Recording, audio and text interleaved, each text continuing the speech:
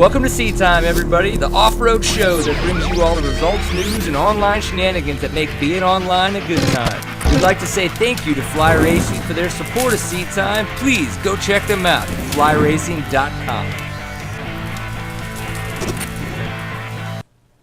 Welcome to Seat Time, everybody. So, episode 109, again, a lovely Tuesday evening here in the southern state of Texas. We're pretty cool down here. We're all right. And I say pretty cool, actually. It's like 76 degrees outside. It's like we're going through a whole nother spring. But it's supposed to freeze this weekend. We have possibility of snow. So that means if you're anywhere near Texas in the next few days, just turn around. I promise you the drivers will go absolutely crazy, and they will forget how to drive, and it'll be the worst experience you've ever had. So it's just not worth it. But hey, I want to say thank you for tuning in. Episode 109 is going to be quite interesting. We have a full ladies lineup. As we like to do, we keep the show kind of short, just right at about an hour. Try to fit about 2 people in there so we can really get in depth with those people and have a good conversation. First on is going to be Rachel Gutish, and I'm probably going to screw this up a couple times, but I'm going to get her to correct me when she comes on here in a second. And then, of course, after the fact, it's going to be Sarah Whitmore, soon to be Sarah Smajay or Smajay or Smagical, or I guess whatever they decide to come up with once it happens. So Seat Time, the online show for the off-road enthusiasts. We like to call ourselves the beer drinking and bench racing show. We try to keep it down to a lowbrow level so that you guys have fun watching it and we have fun doing it. Tonight I am only consuming 7-Up. There is no adult version of my beverage this evening. I've been sick a little bit this week. I'm trying to still hydrate, have fun. I even have a water over there in case the decaffeinated Diet 7-Up is too much for my little antibodies to handle. We'll have to see how that goes. Of course, Fly Racing, huge supporter of Seat Time. Can't thank them enough for their support. We've got Powersport Graphics, another great supporter of Seat Time. And this evening, Stillwell Performance. So huge supporters of Seat Time. It would be fantastic if you go check them out at their respective websites and tell them that we said hi. Where could you support Seat Time if you wanted to do that on your own? Of course, you can go to seattime.bigcartel.com. Big news is that we have our new quote shirt. A couple of you guys have bought those. We very much appreciate that. You could do the same. We can get that to you before Christmas because, we still have like 20-something days. We could figure it out. Remember, there's a chat room, tlk.io/seattime, if you want to get in here and kind of help direct the show, or if you've got questions for our guests, things of that nature. So as I mentioned, we have 2 guests this evening. I'm going to say it again and get corrected right away, I have a feeling. Miss Rachel Gutish, how is your evening going, madam? Well, it's going pretty well now. Before it wasn't so good because I had a lot of homework to do, the usual stuff, but looks like it's looking up. It's looking up because you're on Seat Time? Of course. Woo-woo! Love it. So how bad did I completely butcher your last name? Not as bad as I've heard before. It's Goodish, but yours is a lot better than other people's pronunciations. Goodish. So I take it then you're just like myself, being an American mutt, or are you from a lot of different English or I guess people from European descendants, or are you kind of actually more of one nationality? I don't have the slightest idea. That's okay. Last name sounds kind of German, but other than that, I don't know. So we'll just go with mutt. That's okay. It's nothing wrong with that. If you're an American, you're most likely a mutt of some sort. You've got a little bit of everything somewhere mixed in there. Yeah. So you, besides having a last name that catches some people off guard, you're a kick-ass dirt bike racer. You've been doing this for a really long time. As we were just talking about you racing the Super Minis at GNCC races. So that's quite a long time. You're 17 right now, and your most recent accomplishment is winning at the 2013 Las Vegas Endurocross Finale. That is an awesome accomplishment. I can only imagine that you've been working a very long time to make that happen. So just talk us through the evening, and how did it feel to go ahead and get that first win? I was pretty much on top of the world after my first win. Like you said, I've been working towards this a long time, and finally accomplishing a goal you've been working towards for that long has an inherent feeling of satisfaction that comes along with it. Absolutely. When you crossed the finish line, what was the first immediate thought? I mean, did you even have one, or was it just kind of, an aura of joy? Yes, I finally did it. That was pretty much That was the feeling? Yeah, you could tell. As I was saying, I was there at Vegas. Was down taking pictures, having a great time watching on you guys. And you guys had such a cool battle. You guys were going back and forth, and to see you work your way up to the front, it was so cool. And then you could just tell, like right when you crossed the finish line, it was you wanted to just rev it to the moon and over jump into the wall, but it was like, you were like, I'm gonna step it down a notch, and so it was like the most kind of unexcited excitement I've ever seen out of a rider that got their first win. But you could tell. I mean, you could feel the smile cracking through your helmet. It was pretty cool to see. Yeah, over revving and jumping to the moon was tempting, but I thought it might be a bit of a letdown if I landed on a few mechanics. So. Yeah, and the problem with the setup, of course, in that situation is they were right there. So I could imagine, and if it would have been me, it would have been a looped-out bike, it would have broken bark busters and all kinds of stuff. So at least you could have made it look a little bit more professional, because I'm by no means anywhere near that. So I try. Hey, I understand. You have a lot of fun doing it. So tell us about your Vegas experience, though. 17 years old, going to these races with your parents and stuff like that. What kind of stuff do you guys go do as a family when you're out in Vegas, kind of getting a chance to see the town and stuff like that? Well, my parents pretty much went to bed after the race. That was their Vegas experience. Yeah. But I went down, I looked at stuff, I hung out with people. Well, did you get a chance to do like any of the roller coasters that they have or anything like that? Or was it, we did have a lot of rain. I don't know if those were closed. Were those closed? That kind of put a damper on the Vegas trip. I mean, the first time I went to Vegas, we definitely went and saw and did a lot of stuff. Went up in the tower, got to do some of that kind of stuff. But this trip was more low-key, I think. Yeah. Man, it was kind of surprising, the rain. A lot of people were saying, and I've been to Vegas a handful of times, and I can say I don't know that I've ever remembered it raining there. So it was quite interesting that we had, freezing weather and like so much rain to deal with. Was that something that kind of like, being from the north, is that kind of something you're okay to deal with? You can handle all that stuff pretty well? Honestly, I'd rather have it 100 degrees than have it anything below 40. I mean, kind of strange considering that I am from more of a northern area, but I've never liked the cold. And I found it really strange, like you said, that Vegas would be raining. I mean, it's smack in the middle of a desert. They probably get rain, 10, 15 times a year max. And 2 of the days were days we were all there for the Endurocross. Yeah, and they got a lot. I mean, they got a lot of rain that we had to deal with. I know as we were in Vegas, you can't really complain too much about it because of the fact that we all had a lot of fun, but it's interesting. I wanted to know your thoughts on the Vegas track. I could tell you mine, but it's just going to make me sound like even much more of a wuss. So I would prefer that we got your opinion on the Vegas track. My favorite track of the entire year so Awesome. far. That's awesome to hear. Tell us why. Well, lately, I don't know if you've noticed, Endurocross has tended to get more open, faster, a lot more jumps and high speed kind of stuff.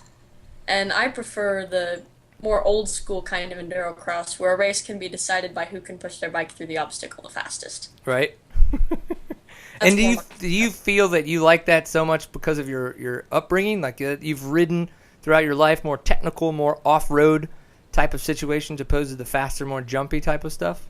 Yeah, I definitely don't come from a motocross background. I'm a woods rider at heart, so that probably influences a lot. Oh, for sure.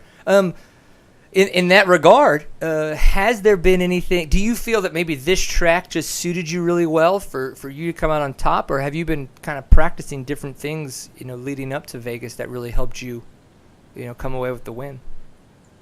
I have been practicing really hard, but I also do feel like this track was particularly suited to my riding style. And I don't know, I did some mental stuff beforehand that I think might have helped me as well. I tend to blow it pretty early on in like the first lap or two, and I think I'm almost able to work past that now. Yeah. It's a work in progress. No, you're absolutely right. It always is. We talk to all kinds of guys like Cody Webb, Kyle Redmond, Corey Gerfunder, all the guys that race in the pro class, and they always talk about how it's such a chaotic dance that anybody can make a mistake at any point in time in an endurocross race, and with that you have to be able to not mentally get frustrated, because if you do make one of those early mistakes, you have to realize that most likely another person's going to make another small mistake. But if you mentally push yourself too hard to try to catch up, then you could keep up making mistakes. Your heart rate's never going to drop. You're always going to be cramped, and you're just going to be, way too tight on the bike. So if you found a way to kind of start to stop that from happening, I think that's great. I know when I was riding out there in practices, I didn't just mentally fall apart. My body just fell apart, and then it was just a downhill slope from there, unfortunately. But I loved it. I loved that track. Super, super technical. I would have loved to have had that on a full day where my pickup truck was right next to it, so I could ride half of it, fall off, go back to my pickup truck for another 30 minutes, ride half of it again, fall off, and just keep that going for about a good 4 hours. And I think I would have had a great day. Doesn't sound like a bad gig. No, now we just need to find somebody that's going to be willing to put one of those next to some motocross track so that those guys could come watch me fall off of it whenever they're done doing their fast laps. We did have a question from the chat room, and I think I know the answer to this, but I didn't want to say anything without getting, the official from you. But it sounded like they mentioned it at Vegas. But we were asked, have you signed with the Obermeyer Yamaha team again for next year, or are you riding for your dad's shop? Actually, I'm not doing either of That's those. what I thought. Yep. I got an offer from RPM KTM based out of Seattle, Washington, and I decided to go with them for next year. I'm Awesome. really excited about the opportunity. I would imagine that you would be. So please give us a little bit more about how that program kind of developed, and why you chose to go with them over other previous offers you may have had.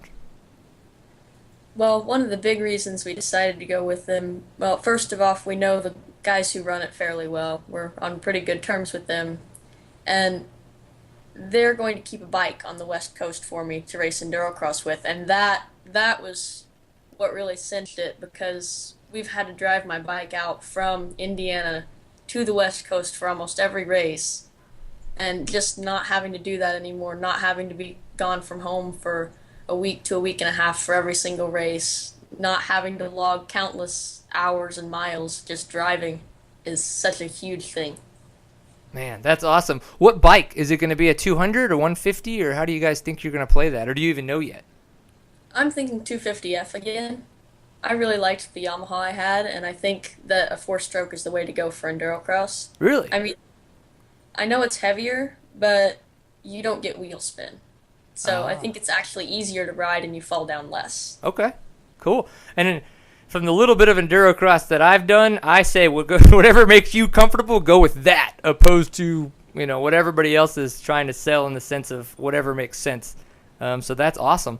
Well, so when is all this program going to start for you? It's going to be a 2014 ride, and you're just going to kind of be flying out to races and do training, or are you going to be going out there more often to train on the West Coast with the RPM team? I would like to go out there and train, and I'm going to at every opportunity I can, but I've also got the constraints of school to deal with. I mean, I can't just pick up and say, hey guys, going to be gone for 2 weeks, nice knowing y'all. Yeah, good luck. Fly out to the West Coast. I mean, I have hard enough time with pre-calc as it is. I think missing 2 weeks would pretty much sink my GPA in that regard. Yeah. Well, it sounds like from what we've heard, you're actually quite the intellectual in school and all kinds of other hobbies as well. Since it sounds like you're quite the track star, that's up and coming and all that stuff. Well, with the RPM team, so you're going to have a bike on the East Coast then, I guess, that you're going to train with, and then they're going to keep another bike on the West Coast? Yeah, that's looking like that's how it's going to shake out. Okay. And then so to kind of, I guess, to use an interesting term, to step it up a notch, to bring it to the next level for you for 2014 in Endurocross and any other events that you're going to partake in, how are you going to do that? Do you have a plan of attack for that, or are you kind of, what you did last year worked and progressed throughout the year? Tell us how you're seeing 2014 working for you on that end. I don't know. I'm just going to kind of see what happens. Just go with the flow. Yeah? Keep doing the lawn darts in the field, and then, or what are they called? The pole that you do. Vaulting, right? Yes, pole vault. I was lawn dart, whatever. At some point in time, it does look like you're throwing yourself into the ground, which could be That's interesting. what happens if you do it wrong. Well, that's probably why I've always fell into the ground, unfortunately. That's okay. Well, congratulations on your ride for 2014. It sounds like you're going to be back on KTM. I know you were riding KTM last year, So it's going to be good to see you back on Orange. The first time I saw you ride Orange was at the ISDE in 2012 in Germany. And you didn't have the greatest experiences. I believe that you houred out, had a rough time. But tell us, but you had a really good year this year in Sardinia. I believe you got 10th in the women's class. So talk us through a little bit, the differences in those two ISDEs and maybe what changed and how you've developed and how you've grown throughout the past year in those races. Well, the first ISDE in Germany, everybody told me it was an ass kicker. Even the men were telling me this is one of the hardest ISDs I've ever done. You shouldn't feel bad about not finishing it. And I mean, the terrain was hard as it was, and the mileage was 214 miles on our longest day. That's a really long way to have to ride. Yes. Just keeping it mentally together was one of my hardest things. Keeping my mind from wandering, staying on the task at hand for that long a period of time. And I ended up crashing and getting myself hurt on day 3, which is pretty much the reason I houred out. So I think this year I came into it more mentally prepared. I knew what I was getting myself into. I was able to maintain focus better, and thus I finished. Nice. Well, 10th place. I mean, that's not too shabby in my book. How do you feel about the way that you finished, and maybe what you think about for next year in Argentina? If you think there's a possibility that you're going to go, and do you see yourself doing better?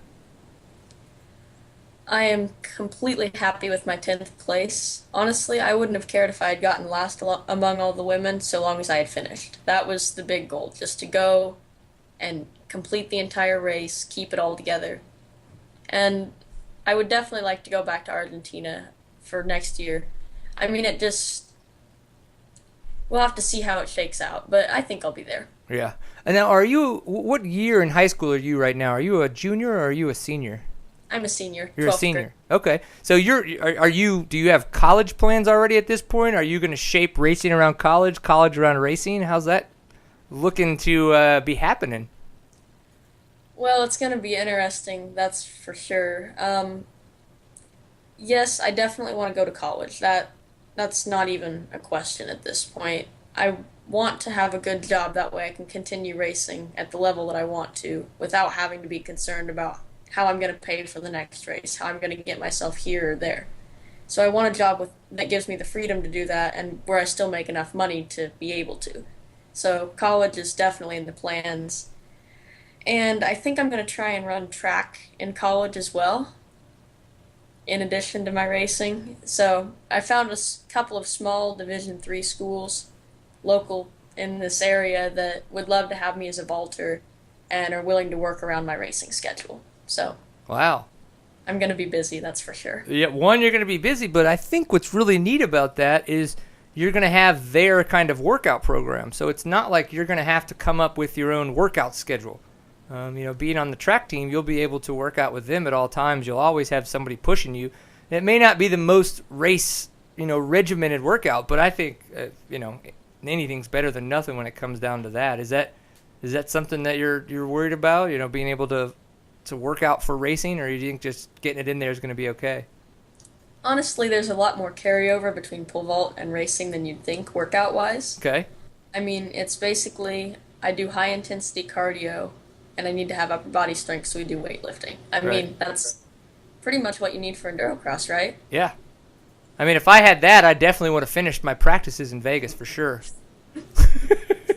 Yeah. It's a start, right? Yeah. Oh, gosh. One day I'll be less embarrassed about my performances in Vegas.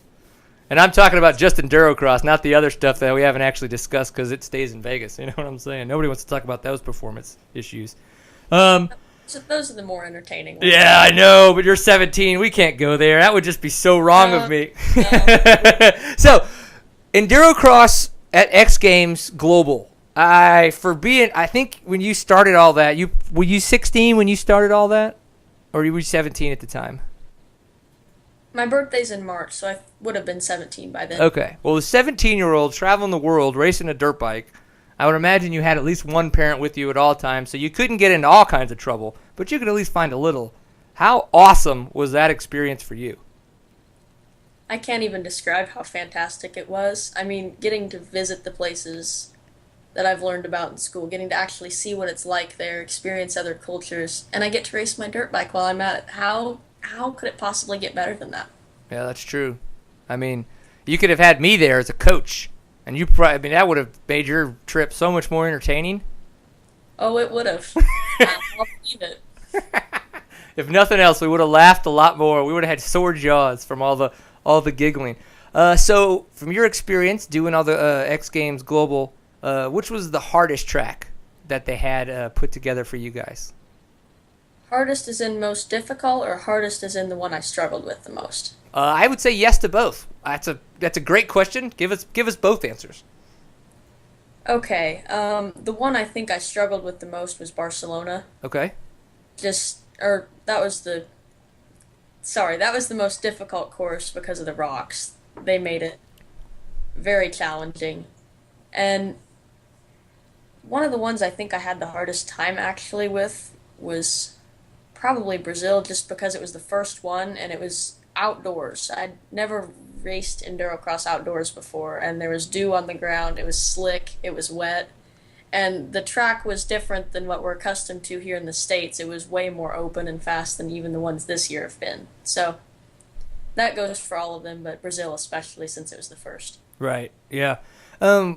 Talking about the openness of the tracks and kind of the more moto-y feel to some of them, it seems like Cody Webb found something that worked for him, where he actually just stopped doing all endurocross training altogether for a while and strictly focused on moto.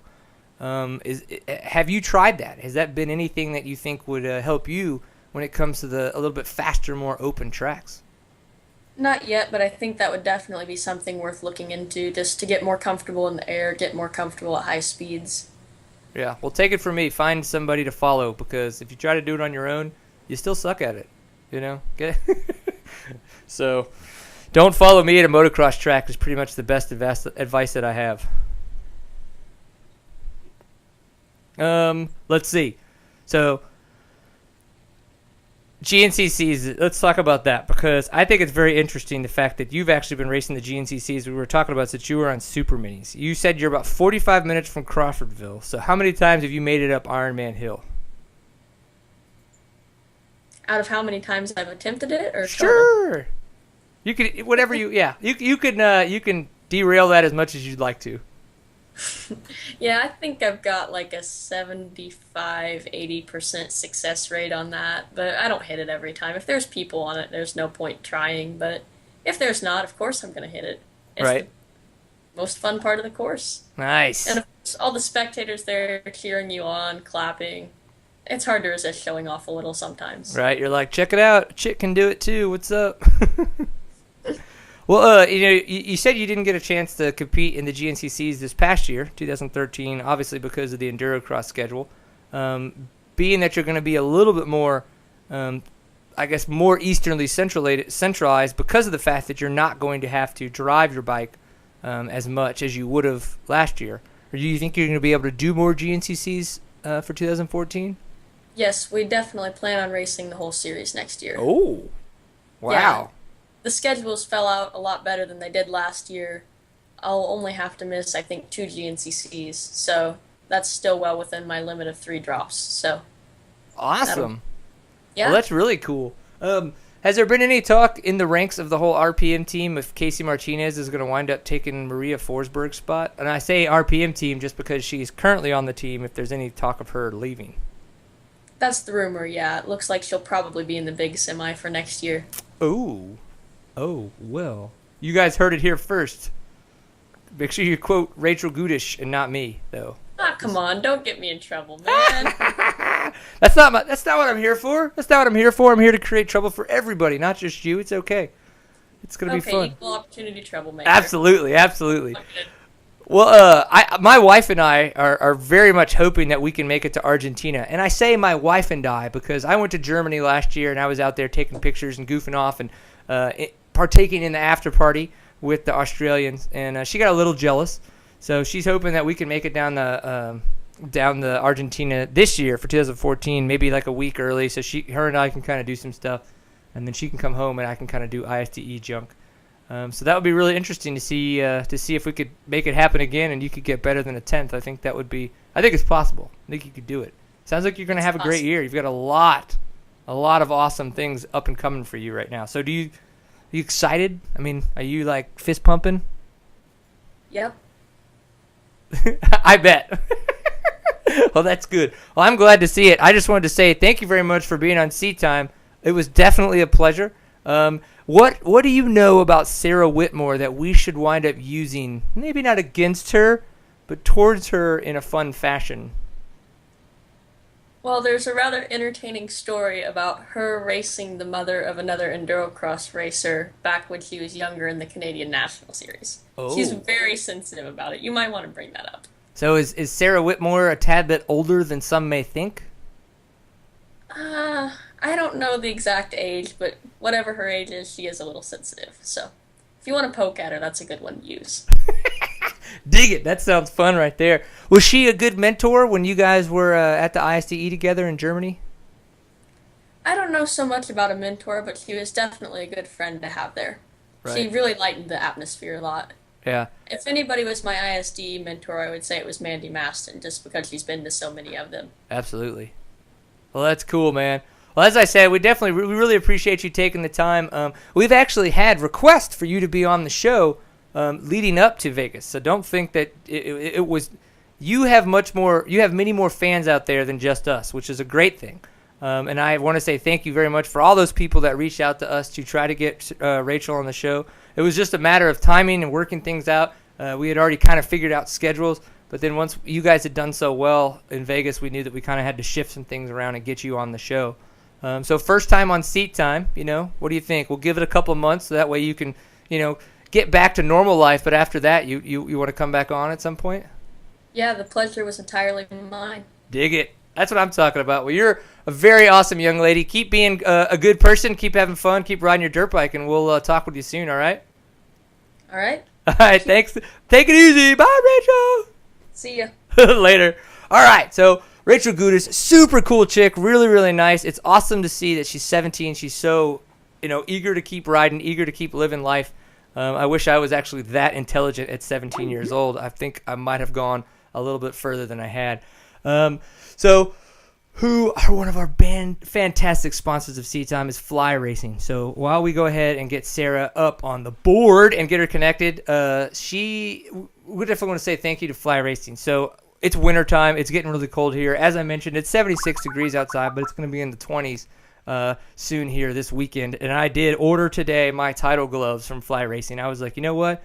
These little mittens need to be warm, or as warm as possible when it's 20 degrees outside and possibly snowing, wet, whatever it is. So we're going to make this happen. And I ordered those today along with a bunch of other winter gloves. They have the 907s. I just want to make sure that, hey, it's rainy, it's snowy. I keep everything warm. I definitely thank them for their support of Seat Time. You guys can go check it out. They have all their 2014 stuff available on the site. So check them out, flyracing.com. Make sure you thank them for supporting Seat Time, because that's what we like to see. So as we were saying, we were trying to get Sarah Whitmore to come on the show. She knows that she's supposed to be on, but we're having a little bit of trouble connecting to her. So I just want to mention again that if you guys aren't in the chat room right now, you can join us there, tlk.io/seattime. And, of course, we have our shirts, the quote shirts, over at Big Cartel. So seattime.bigcartel.com is where you can go grab that stuff. And, people are talking about being able to hear Skype tinkle. Yes, Skype tinkles. It goes, and it's always a good time. So what's coming up for me? I think we've got the new Bonita. We've got Toro this coming weekend, which I think is going to be fantastic. They've been putting together a lot of hard work. If you guys didn't see the footage that we put up yesterday, they went out and did some footage while they were finishing up the track there this past weekend, and it looks really cool. It's very virgin. Which is good, bad, and different. Obviously, the track's not going to be very broken in, so Saturday is going to be kind of a free-for-all with a lot of people making a lot of interesting lines. And hopefully it gets broken in really well by Sunday so that the racing becomes super epic. I don't know how long I'm going to be able to be out there. We got a question, which fly gloves are the warmest? I don't unfortunately have the experience yet because I haven't gotten my Tidal gloves in, but if you go off of their website, they have... The Tidal gloves are on the website for racing dirt bikes as the warmest, but they actually have in their snowmobile section the Igniter heated.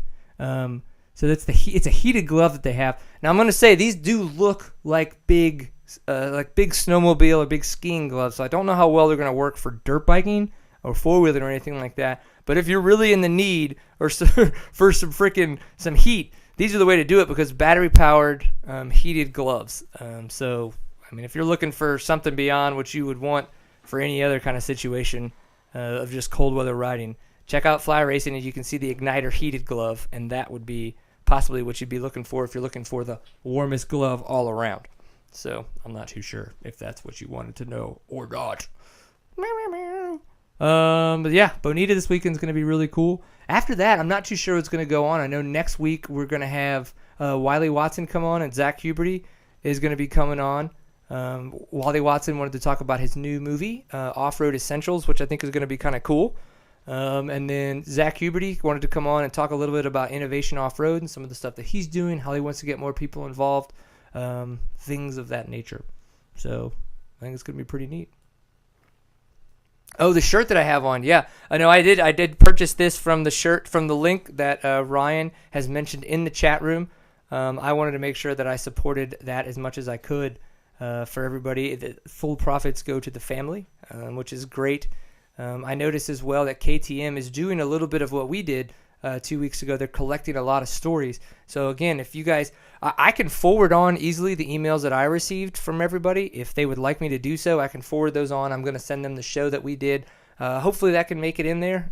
So some of those stories can kind of live on in what KTM is trying to do to, bring about a great remembrance of Kurt Caselli. And I believe December 6th, this Friday, is going to be his Memorial Ride Day out at Glen Helen. Obviously, being in Texas, that's not something we're going to be able to make it to, which is a big shame. We would love to be there for something like that, but it's just unfortunately not going to be able to work out. So, Steven, we're having a little bit of issues, huh? Yep. So, still pending on our side. So, we got Bolton in the chat room saying that the Tidal or the 907 are great gloves. I use the 907s all day through Thursday before Steel Creek GNCC when it was like 25 degrees and sleeting all day. So I agree. From looking at, again, I have not used either of these. Both of them are on order. They should be here for this weekend since it's going to be so freaking cold. But I figured I went to the moto section, looked at the gloves, and looked for their cold weather stuff, and those were the two that came up. And I wanted to order both of those to make sure that I got what I needed. So that's the way to do it. Yep. That's what we were talking about, Mr. Kudla. Ride day, Friday, Glen Helen, West Coast. So did you try to message her and... Well, no, I've got her on the phone. But she's just not getting the phone? It's not going through here.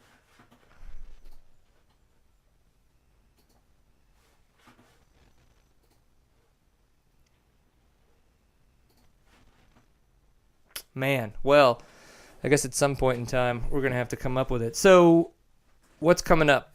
Well, one of the other things that I wanted to talk about before the new year completely ended is the new Huskies. So I've started reaching out to a couple people to find out what I can to educate myself better on the differences. A lot of people have been asking, hey, so what are the big differences between the KTMs and the Huskies? It's kind of like, well, sure, I've read the magazines and stuff like that and talked to people and listened to what people have had to say. But the problem is that I don't know for a fact that I want to make sure that I'm completely educated on the subject when I speak to it. So we've got a lot of guys, a lot of local KTM reps that are going to be in California next week for the official Husky bit that's going on, and where all the dealers are going to learn about it, all the reps are going to learn about it. And so I'm looking forward to them coming back so that I can talk to all my friends and learn everything that they're going to learn. So that way we can hopefully have one of them on, Skype them into the show, and we can really ask a lot of questions about the new Huskies and the things like that, when they're going to come into the States, what they're going to carry, what they're not going to carry. I did hear a rumor, and what it looks like is, well, I don't even know if it's a rumor. I think it's been stated in a lot of the stuff that they've talked about, is that they will not be carrying a 450 Enduro model, and that's because of the fact that, oh, look, somebody's trying to call us. Yes, you do. Yes, you do. Are you there, Sarah? Hello. We don't have any video. This is a fun story. We always go through this. What's the deal here? I don't know. It's too confusing. I can't figure it out. Push a little video button and see what it does, Steven. Nothing. Son of a... Her video. Oh. whatever. Oh, and now I have front camera. Right? Hey. There I am. Oh, I look really bad today. I like how you're noticing that when you come on to seat time, because you haven't really looked in a mirror. You've just seen a reflection of yourself, if you will. Yeah, I don't. Well, it's just not a very appealing angle. Seated on the couch? Yeah. Now- Well,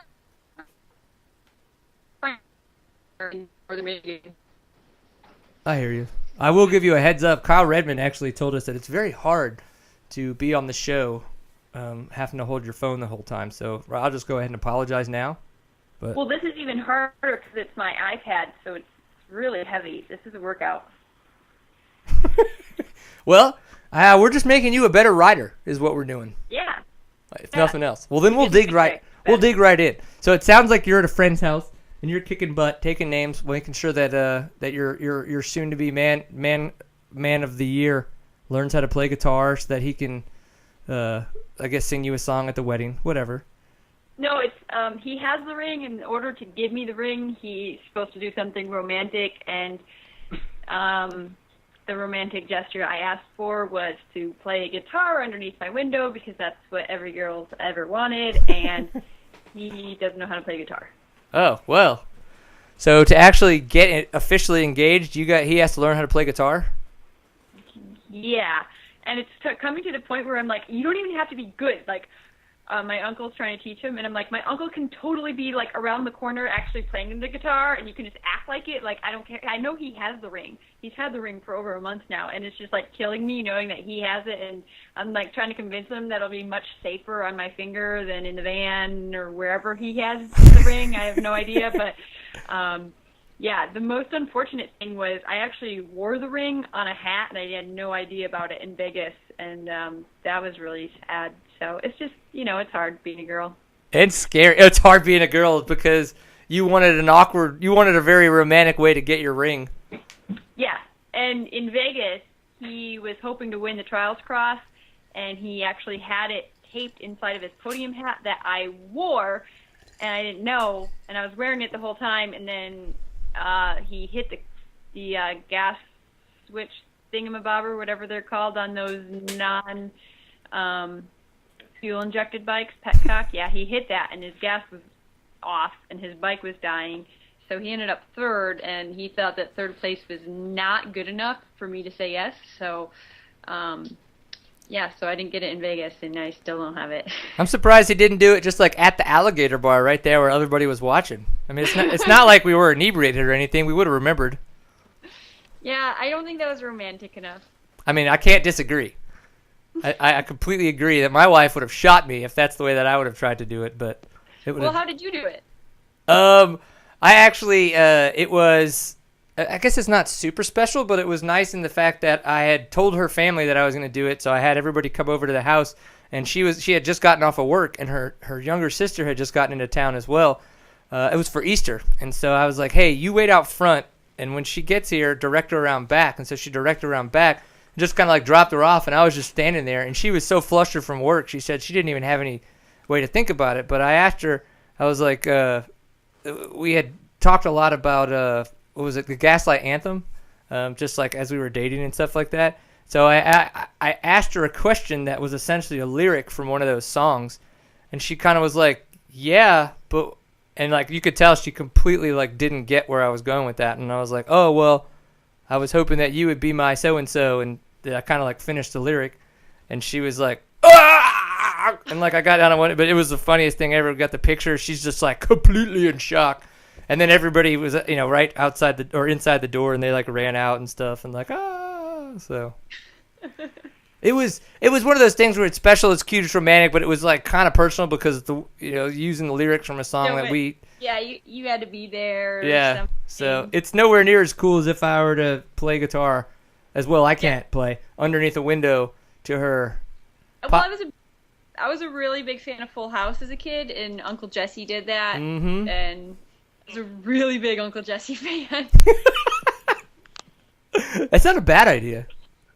I mean, I'm okay with that. I really like Jesse. You know that they're thinking about doing a spin-off. They're going to do a spin-off series that's actually like about the daughters. So Stephanie and the older sister and stuff. So they would actually like come back. Yeah. Huh. I'd watch it. Yeah, I would too. So is this like a dirt bike show or? I mean, as I tell everybody, it's a beer drink and bench racing show. So we could beer drink and talk about anything, or we could bench race about anybody's results. Right now we're doing that about the results of Smaj's poor guitar abilities. I'm really thinking that he should just put some nut huggers on and just grab the guitar and just start rocking out right now. He's right here, and there is a guitar over there. Like, maybe he could do it right here on the show. Like, that would be totally romantic. And I would be extremely excited if that happened. He said he's not good enough yet. I told him it doesn't even have to be good, but... I'm going to be good, or better, decent. Decent.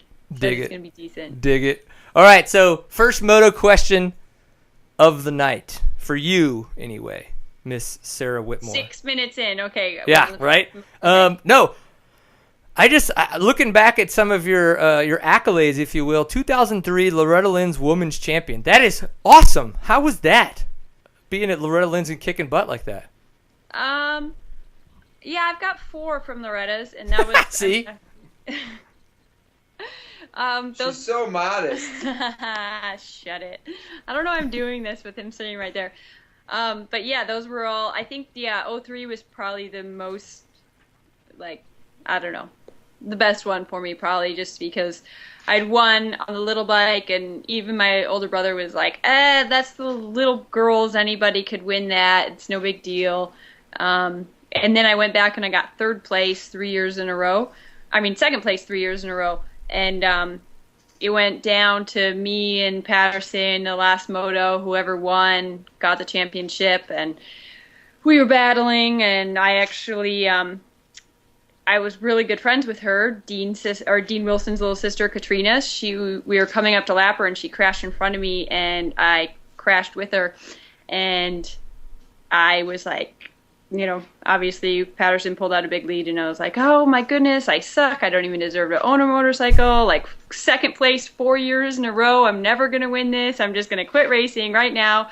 And there were 3 laps to go, and I caught her and passed her in 2 laps and, you know, led the last lap and won the race. So that was probably one of the best races. Yeah, I guess that was the most, just from getting 2nd so many times and just thinking I could never win it. So yeah, that was definitely a really special memory, I guess.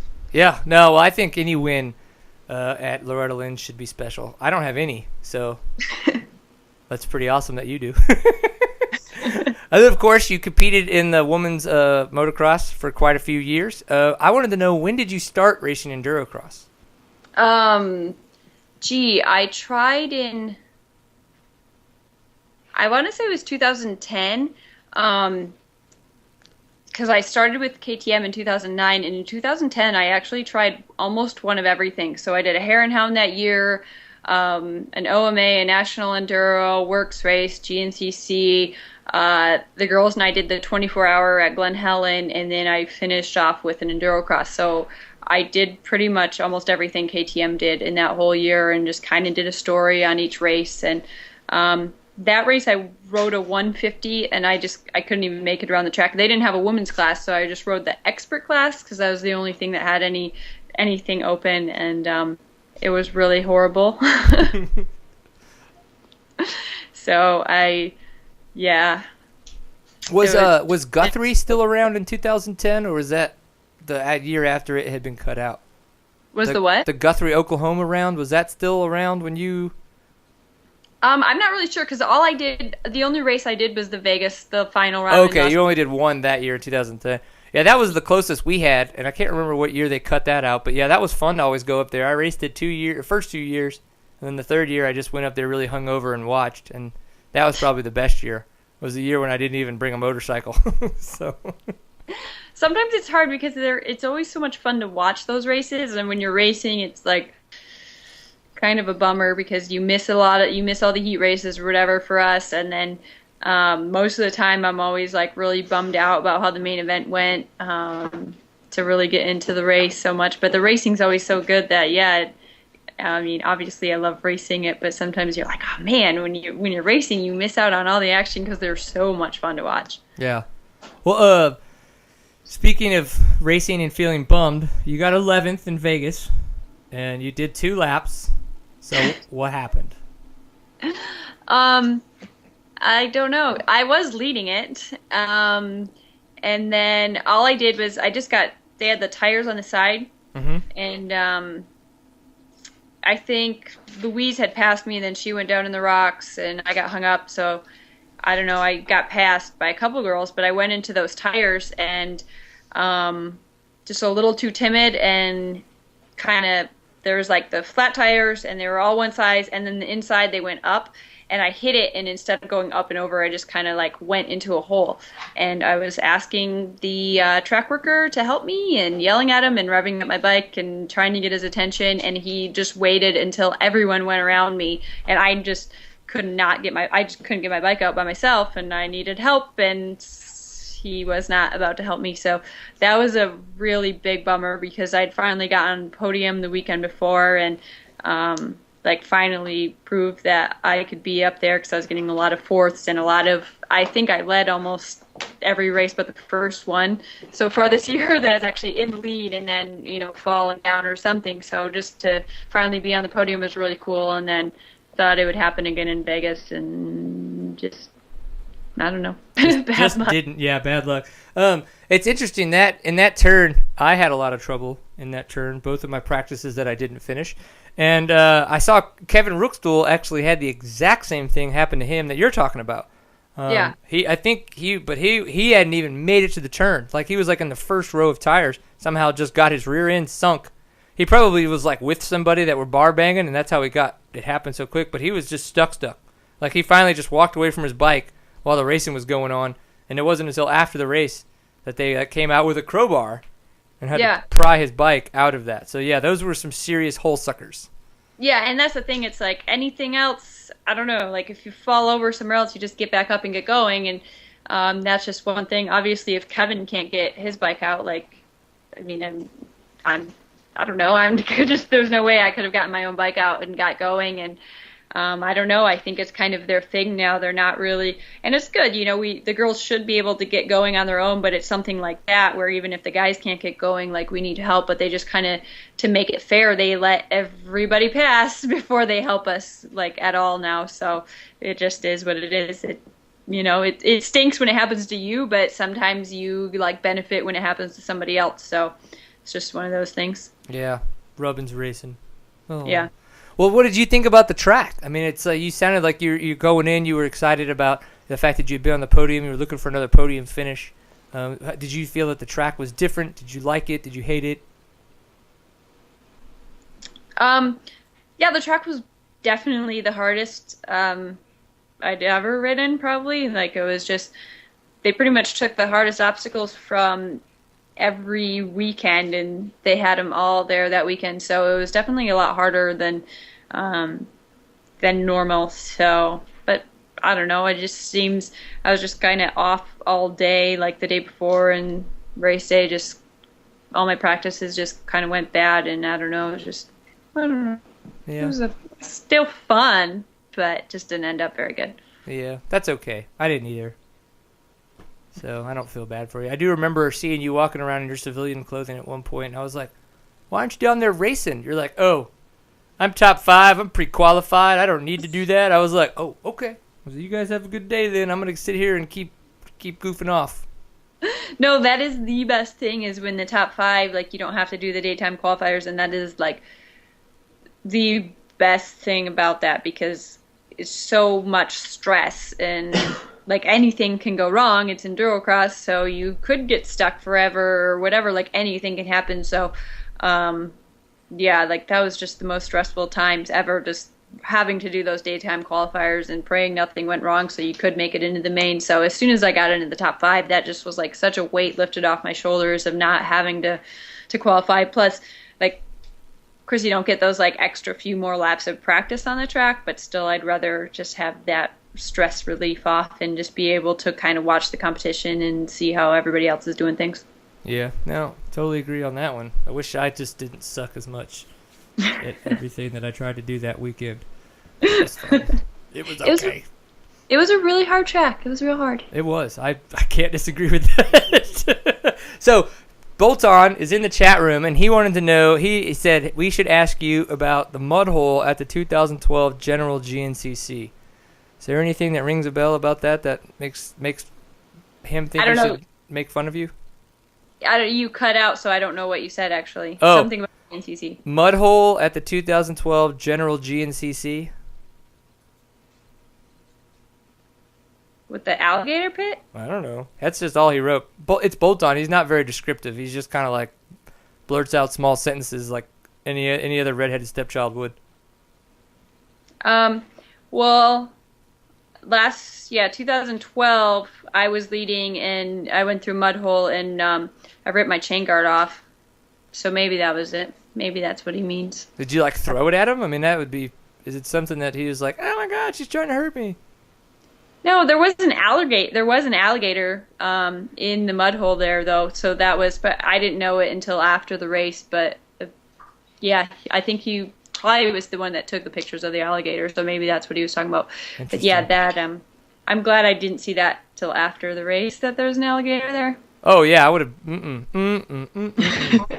Ain't happening. No, madam. Well, he actually said it was because you were yelling at him to get you out. Is what he finally came in and said. I don't think it was necessarily that I was yelling at him. It was just I yell a lot when I ride. You're very verbal. I yell at anybody that's around me, and it's not a mean thing. It's just I get very, very, very anxious. That's okay. It's a moto thing. Like, I don't know. It doesn't work so well for off-roaders, but I'm trying to like calm down a bit. But yeah, definitely when I get like into race mode, I get really antsy and I scream. A lot of people don't like it. Does Phil know that? Phil, do you know that I scream a lot? I do now. He knows now. See, seat time helps relationships build themselves. Actually, the 2012 one, Nick Farringer knows that I yell because he was my pit guy because I was riding his bike at that race, and I was screaming a lot, and I was like, "Who was that jerk that was helping you? He didn't know anything. Like, I had to ask him 5 times for my water, and he left it way over there." Like, I was just furious, and he was spilling gas all over my seat, and I'm like, "You cannot spill gas on a seat." It's like the worst thing you can do. So I was like flipping out in the pit stop. And then so afterwards I was like, and I was like, you're so focused on the race, I wasn't paying attention. And I came in afterwards. I was like, yeah, sorry about that. I'm like, but who the heck did you have helping you? Like, they were horrible. That was the worst pit stop I've ever had. And he was like, yeah, that was Jimmy Jarrett. Sweet. So I was like, ooh, and then I was like, well, come on, he's done 1.5 million pit stops. Like, he should know exactly, like, have the water, the goggles, everything ready. And yeah, so yeah, I have to apologize to him for screaming at him at that year too. So, Bolton shouldn't feel bad because I screamed at everybody. Yeah, well, he's a redheaded stepchild. He's allowed. You get at least a couple screams at that guy a year. Just yeah, they're freebies. He's used to it. Yeah, for sure. That guy's definitely used to it. We did have a question from the chat room if you had any plans to do any more ISDEs in the near future or even in the later future.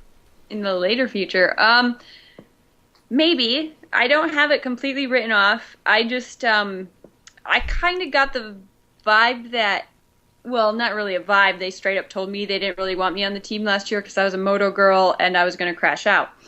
And after the second test last year, I crashed out. The second test, very first day, I crashed and I broke the knuckle on my hand, and then I continued to try and ride the rest of the week. So it goes back to like me getting way too excited and having to calm down a bit. So yeah, I don't know. I don't know if they would ever actually have me back. I think my speed was good. The very first test, the first day, I got second, and then I got a third after I broke my knuckle, but then it just kept getting worse and worse with the pain and not being able to hold on. So I don't really know. I think if they had me back, but it's also the cost and stress of everything. The week there is great. It's miserable. It sucks. But it's the whole preparation and the expense of it that is really, really draining. Yeah. Yeah, I've had a chance to go. I was there in Germany the year that you were there, so I've had a chance to go and view it from that kind of an outside media person's perspective. Yeah, what you guys go through is a whole different type of, daily riding habit. So, if you want to talk about screaming, you should just hear me at 6 days with trying to change a rear moose with a broken hand. So I'm pretty much trying to do it with one hand, and I just have tears streaming down my face, and it was quite miserable. Well, I definitely do have. So in the messages that you and I had going back and forth on Facebook today, if you go back to the very beginning of those, I sent you a link to whatever day it was that I had a good picture of you. Click on that link and then hit the previous button, I think twice, maybe once, and then I have that picture of you just like manhandling, trying to get this tire on, off, whatever it was. But yeah, so it happens. It's a true statement. There were definitely some tears and some screaming and maybe a couple of cuss words. I apologize for those. I try not to let them out, but when I'm riding, they just happen sometimes. Or when I'm changing tires with or without a broken hand, sometimes they happen. Especially mooses, man. Those things suck. Yeah. So. Yeah. But I was pretty proud because I brought my bike home and to try and sell it, and it had a moose in it, and it had like a really nice tire, like a Endurocross tire on it. So I wanted to change that out, and my dad and my brother were going to be nice and change it for me, and they actually had to come inside the house and ask me how to do it because they don't know how to change a moose still. So I'm like the designated moose changer in the family, so that's, that's something, I guess. That's so nice of you. You need to come to Texas. I've got a couple that would really, really be helpful if you change them for me. Yeah, well, for a price. Right. Well, you should come to the National Enduro that's coming the second round in Concho. It's like the end of March. You could come race that, and I'll have like a lot of stuff for you to do. Did you say National Enduro? Yeah. Yeah, those are not my friends. Come on, it's Concho, Texas, dude. It's so much fun. It's like Shaley Rock, quick elevation changes. It's not West Texas, I'll tell you that much. Where was it last year? It was in the same spot. So Blackwell, Texas is the Concho Enduro. It's the same spot this year, the race that's coming to Texas. Yeah, see, I don't know if it's because like you're not actually racing with each other. Like I'm not a very fast practicer. Like I don't know, I just don't practice very good. So when I don't know, National Enduro, I just can't. I think that I'm riding good. I'm like, yeah, I got a pretty good pace. I think I'm doing good. I'm riding, I'm pushing, and I come in and I get fifth, and I'm like, no. So I don't know. It's just not that. It's not my thing, I guess. I don't know. It's all right, different. well, the invitation's there. We'll probably still have a guest bedroom at that point. That's right before the new baby gets here, so. Oh. Just saying, you guys want to come hang out in Texas for a little bit? I'll rub you off on Cole Kirkpatrick, and that way you guys can actually have cool people to ride with, and I'll just hang out at the pits. It'll be okay. Well, we did have another question: is if you were going to do any GNCCs next year? Yes. That's the plan. Like, I don't really have any sponsors to do the GNCCs, so really to be able to afford to do the whole season, probably not, though I would love to. But definitely I would love to go back and race Florida again, for sure, Florida, because it's my favorite round, and the 3 times I've done it, I've led it until the first time I broke my face, the next time my chain fell off, and last year, going back to changing those mooses, my tire fell off last year, so I'll definitely be back to Florida, and then Georgia's on the way, and then just kind of see where it goes from there. So I definitely like the GNCCs a lot more than the National Enduros. Just nothing other than just my riding style. I think it suits it a little better. Yeah, I hear you. Well, Bolt-On is in the chat room, and he said that he said it like this: Bolt-On is a sponsor, and it's a new Florida track. So maybe, hey, I don't know. You're learning it as I am right now in the chat room. So. Well, is it sandy? Well, it's Florida. I don't think they can just get rid of the sand. Okay, as long as it's sandy. Yeah, but we'll see. And, we'll see about and that. And what is his Bolt-On sticker? That means he's going to give me a sticker. That's his sponsorship. Probably, considering that it's going to be like redheaded stepchild. Okay, is this lady? Something of that sort. I can only imagine. Yeah, I've seen him. I've actually passed him in a national enduro, so I think he prefers GNCCs as well. He does. It's what you East Coasterners do. It's strange, but I'll go with it. It's okay. So you guys were actually at Taylor Roberts' house last week when we had him come on for, actually 2 weeks ago, when we had him come on for the Celebrating the Life of Kurt Caselli, and he did not tell me that you guys actually had a story to share, and when we were at the Alligator Bar, after it all, you guys had told me that you did, and I didn't know if you maybe still had that on the top of your head, or if you guys still might want to share that story that you had about Caselli. I guess I don't really have just one like specific story, but just the way he was, like, it's so amazing to watch, like, just to read everything online and what everyone has to say about Kurt. It's crazy because even though he went at such a young age, really, when you read everything and like all the lives that he touched, like he touched more lives in just 30 short years than most people will ever accomplish in a whole lifetime. So really, that's amazing. And I guess, was just being like KTM, on KTM and everything, and then doing 6 days. And I had wanted to do 6 days for a few years. And I remember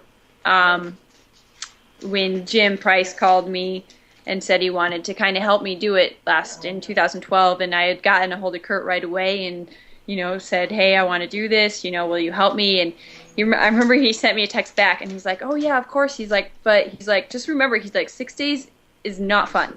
He's like, it is 6 days of just the absolute torture, like, not fun, 200 plus miles a day with the worst monkey butt you can imagine.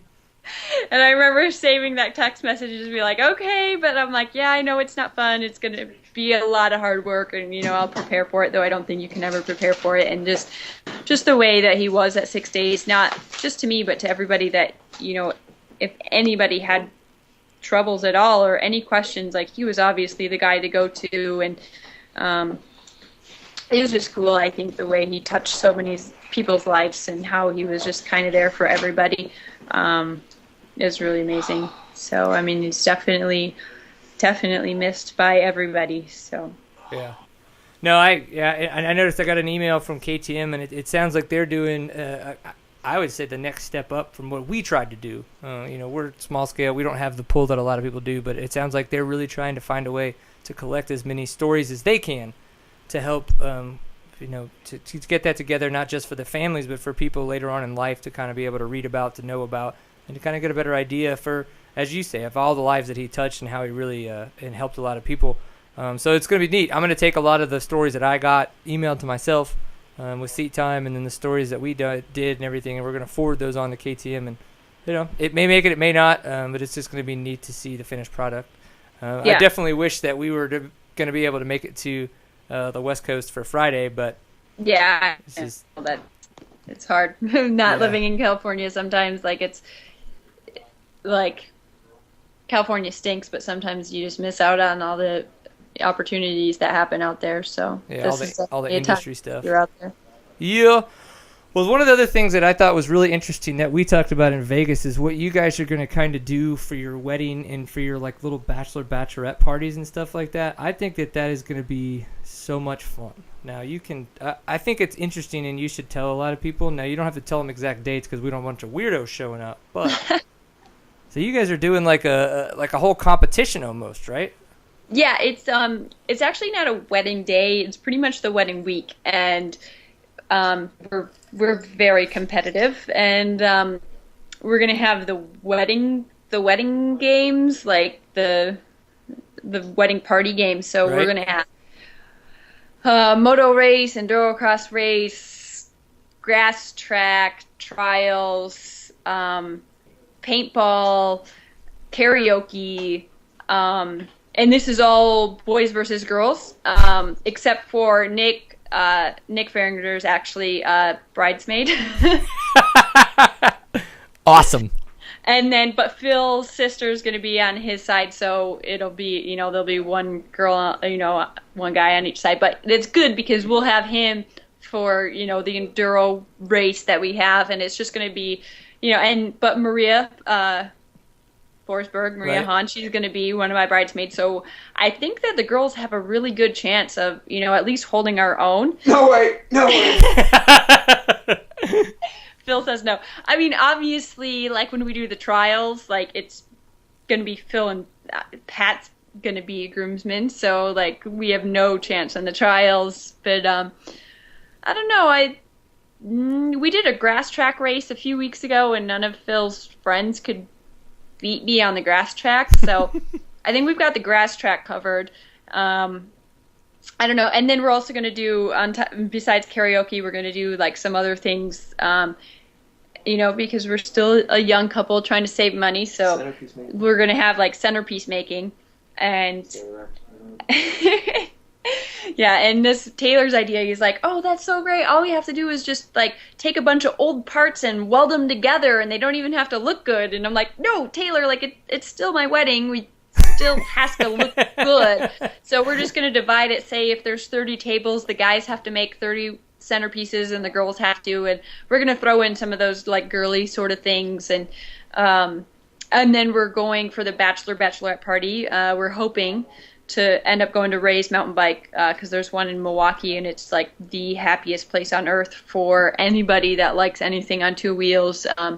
Even when we were there, we took Maria and Christy from KTM there, like the day after Phil proposed, and Phil said that he wanted to have his bachelor party there, and Christy like straight up did not want to go. She's like, I've got no skills on a mountain bike. I'm not going to be any good. I'm not going to have any fun, but you guys go and have fun. And we forced her to ride, and after being there for an hour, she's like, that's not fair. Can't we have the bachelorette party here too? This place is so awesome. And we were just going to go for a couple hours, and we stayed till 10 o'clock when they closed. So, I mean, it's the best place ever. So, there'll be mountain bike sort of wars too. And, I think we're going to hold our own though. I've got some pretty cool bridesmaids. So, if they're friends with me, they got to be able to hold their own on a dirt bike or a pedal bike or whatever.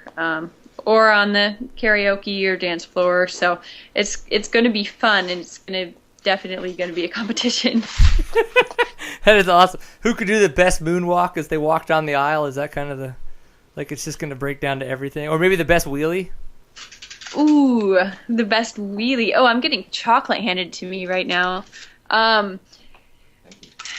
Yeah, I really can't compete with Phil in the wheelie competition yet, but we did do our first show this weekend, and our first ever kiss. Sorry, this is getting cheesy again. No one is ever gonna want to watch this show because it's so cheesy, this episode. So our first ever kiss was Phil rode a nose wheelie up to me, and I was standing there. He rode a nose wheelie up, and that was our first kiss. Like, we kissed while he was on the bike nose wheeling at me. And we did our first ever show this weekend, and he put me on the spot, and he made me ride a nose wheelie up to him and kiss him, and I did it without breaking his face. Yes! So I mean, I'm getting there, but I don't think I can compete with him on the wheelies yet, but I have a long time till August, so I'll keep practicing. That's what I'm thinking. I think you've got plenty of time to get out there and practice and make sure that you do some awesome wheelies by the time comes August, for sure. Well, cool. Well, we definitely appreciate you being on the show. Very much congratulations on the engagement and the upcoming nuptials, for sure. It's a crazy, weird ride. I love it. Been married for 3 years. Got 3 kids. It's been fantastic. Been a busy 3 years as well. So Yeah. Yeah, that's not in any of our near plans, but we'll You don't just get to work on the ride fire as part. much as you think you would with that many kids. So, but hey, it's been insane. It's an interesting ride, but a great one. So I definitely congrats to you guys for that. Thank you for being on Seat Time. Do you have any social bits where you would like to tell people to maybe go follow you or find you if they don't already? I guess just Instagram. It's swhitmore89. I think that's Uh, correct. Yeah. Or Twitter's the same, but nobody uses Twitter anymore. Oh, really? I don't. Whatever. I retweet. But if you people all follow the me on time. Instagram, I always post really cute pictures of my dogs. That's true. Like your thing says, like, sorry that 3/4 of my pictures of the dog or something. Your little blurb, right? Yeah, but he's so cute. I have a really nice picture of him and Phil cuddling now, so they're Aw. becoming friends. Well, they better. Well, he weighs more than Phil, so I think Phil's like intimidated by the fact that he's actually bigger than Phil. I would be intimidated by that as well. It's like, who gets the snuggle part in the bed? The bigger person. Bah. Wicked. Well, again, thank you very much for your time. You guys have fun. Don't do anything I wouldn't do, and if you do take pictures. Okay. And we'll talk soon, right, Phil? I mean, Sarah. Okay, bye. Thank you. Bye, guys. Have fun out there. Awesome. Well, that's the first time that we've been able to have Sarah Whitmore on the show, but it's a very, very fun time. I'm looking forward to the pictures, of course, after they have their wedding and their little their bride games, if you will, for the week leading up, because it sounds like something I would want to be invited to and possibly cause a little bit of shenanigans and trouble if I could. I don't know. We'll see. Maybe. If nothing else, the Rays part sounds like it would be the best one. Before I kind of get into some of the randoms that I've got to talk about, I definitely wanted to say thank you very much to Powersport Graphics for their support of Seat Time. Those of you who don't know, they have awesome deals going on for the rest of the year. A lot of discounts that you can find right there on their website. Of course, if you're in the chat room, you just hit Bolt on up. He can easily drop you some behind-the-scenes discounts, maybe even save you a little bit more dough.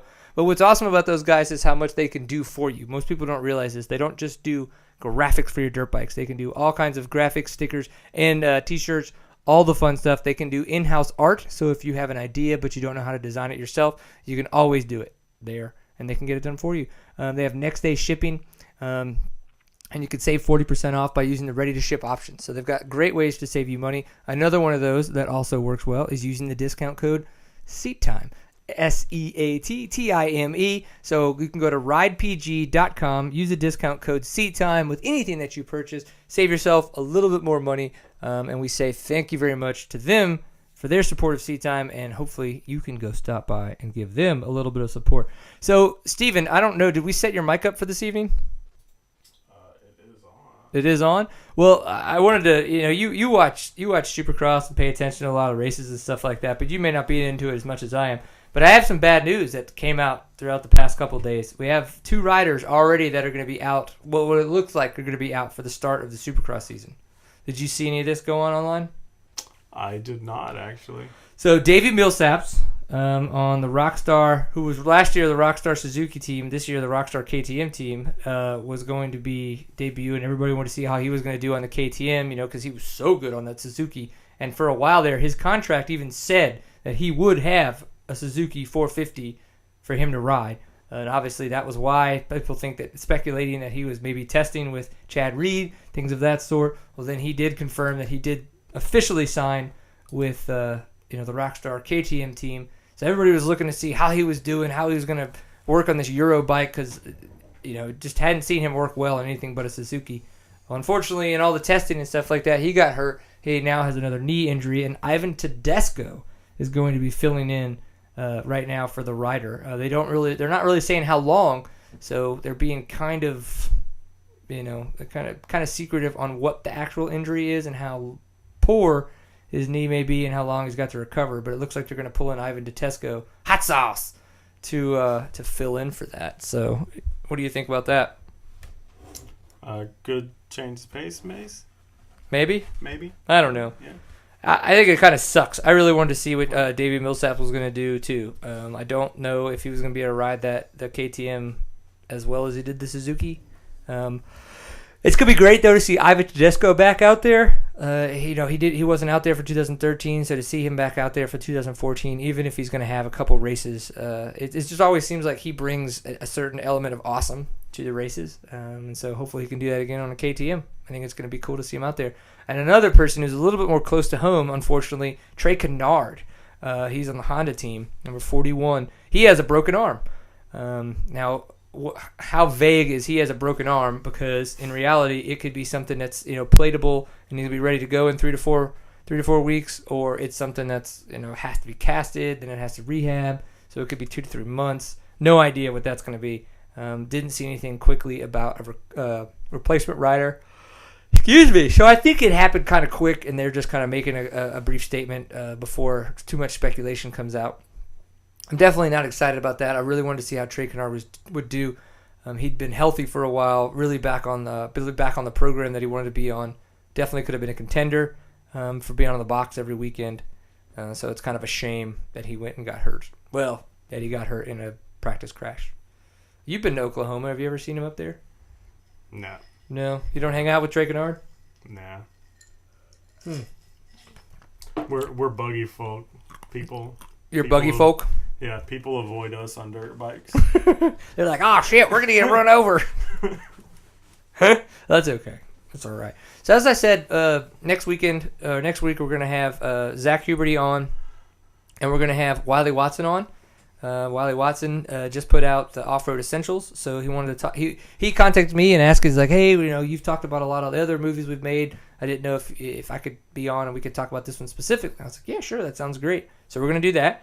Zach Huberty as well. He's got the innovation off-road stuff going on. He's got some really neat ideas, I think. Really way to just kind of change it up. New stuff to the, new person out there thinking differently in the industry. Never a bad thing. If nothing else, it can help create a lot more creativeness out there for all the people that have been in the industry. I'm looking forward to it. So we're just going to talk to him and kind of see what is going on in his baroquiness. Dude, I'm getting called out for yawning. It's like, man, it's tough. It sucks, but hey, I just deal with it, I would agree Wheels, Roxon, and Dungy's 2014 KTMs do look super sick, and I'm very much looking forward to Roxon kicking some ass in 2014, which I think is going to happen for sure. He's going to do fantastic. Alden Baker is making him into an awesome person. Da, da, da. That's why I don't have a singing career. So before I get too far into the random bits as I yawn and make fun of Mark Koch, definitely third person that I'd like to thank greatly for being a supporter of Sea Time is Stillwell Performance. Keep it pinned, as they like to say. You can check them out, stillwellperformance.com. So they are the ones that cover a lot of the dampening duties for off-road racers. Guys like Cody Webb, Corey Graffunder, Kyle Redman, and Luis Forsley. You can head to their website. You can call them at the shop. And all you have to do is ask, hey, how do I make my off-road experience that much better? And you can be like, Seat Time sent me here. What's up? And you can wink at them on the phone, but they may not get it, so you might want to ask. Or you can just send them a video of you winking and tell them that Seat Time sent you, and maybe they'll actually get back to you. I don't really know how well it's going to work. But what's neat is they have the item of choice. The one that I like to say is what really made a big difference in me riding a KTM with linkage they have the Stillwell Performance adjustable linkage guard. So if you look at a KTM, the linkage guard or the linkage sticks out at just a weird angle compared to a lot of other bikes. It's much more vertical. And if you do, it's happened to me, if you get onto a log or something that's really steep and it does not have a really good round edge to it, you can stick, and it hurts when you bar hump that quickly into your bars. And this is a great way to prevent that because it creates a complete carriage, from your skid plate back into your swing arm if you're going over object that crazy. If nothing else, it's at least worth checking out, especially because of the fact that it's adjustable. When I first got on a linkage KTM, it was a 2003 300 XC. I was like, what? It feels weird. Why does it feel weird? Well, with the linkage, it feels a little bit more raked out. It feels a little bit more couch-like. With this adjustable chips that they have in there, you can actually adjust your geometry and change your head angle, which makes riding those linkage KTMs, you can get the feel back of the PDS that we all liked so much. So definitely worth checking out. StillwellPerformance.com. Please go check them out. We thank them for their support of Seat Time. Oh, man. Somebody wants to have a contest. Let's see who can go the longest without shaving into 2014. Thad Duval and I were supposed to do that last year. and he gave up. And that was when I first went into started having fun mustaches. I'm totally down, but the biggest problem I have is I automatically already have to trim up for tomorrow night, and I knew I was going to have to do this before you even called me out there, Wheels. It's because we're going to a dinner for my wife's sister. She got voted one of the top 10 most beautiful women in Dallas, and so I'm actually going to be there tomorrow night at like the acceptance, the reveal, I guess, the reveal dinner. I don't know. This sounds fancy and like rich people will be there or something, and I've got to go get a sports coat or some crap for this. But that's why I've got to trim up so I don't look like just a little bit of a, I guess, as much of a bum. I don't know. Something like that. So, yeah, flex bars. Meow. Everybody in the chat room is talking about all kinds of fun, different stuff. It's just interesting to see you guys go at it. So, as I said, it's the D magazine. You can go check that out and look for Amy Robinson. It may even be Amy Samuels Robinson, but she is my wife's middle sister. Voted top 10 most beautiful women in Dallas. It's kind of interesting. So that's where I'll be tomorrow night. So you guys can make fun of me and take pictures, and that's where I'll be. I don't know. You got anything else, Steven? Nope. All right. So episode 109, we've talked with Rachel Gutish and Sarah Whitmore about all the fun that they've been having this year racing the Endurocross series. Of course, got to learn about Rachel Gutish doing some GNCC. She's a badass pole vaulter. Going to college, and it looks like she's going to be trying to go to a college that understands that she's going to be racing more than she will be going to college, and they will be okay with it. Sarah Whitmore is going to be getting married soon. She's going to keep racing, keep trying to be a badass, and probably not raising kids anytime soon is the way that it sounds. So, yeah, I think that they've probably got it all figured out way more than I do at this point in time. What do you think, Steven? Yeah. I don't know. Well, I appreciate everybody that's been watching. If you would like to follow us, you can do so. The website where you can find all of our archive show is seattime.co. After that, you can find us on Facebook, so it's facebook.com/seattime. We are on Twitter, even though Sarah Whitmore says Twitter is dead. We're seattime_co. If you do happen to be on Instagram, please give us a follow. We're just regular old Seat Time there. And on YouTube, it's Seat Time CO. That's where you can follow us there. You can subscribe to our channel to make sure that you always get updated when episodes come out.